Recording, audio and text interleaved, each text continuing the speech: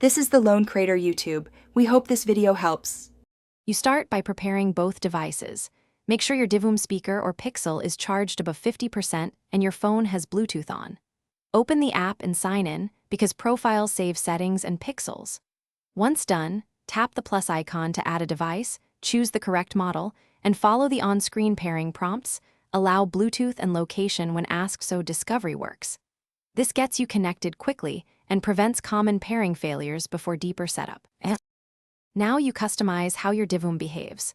Tap the Pixel or speaker in the app to access LED frames and the built-in Pixel editor. You can import PNGs or draw frame by frame for animations, save as an album.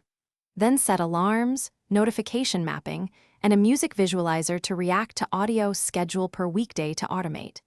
Make sure to check brightness, volume, and firmware updates. Enabling cloud sync keeps your creations safe across devices, which is handy when you tweak designs frequently.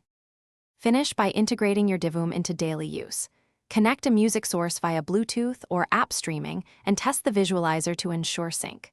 Once done, link any smart home or IFT actions the device supports and confirm triggers and delay settings so routines run reliably. If something goes wrong, first reboot the Divoom and your phone, then repair the device. Make sure firmware is up to date. If issues persist, reset network settings in the app and redo the pairing sequence. Thanks for watching.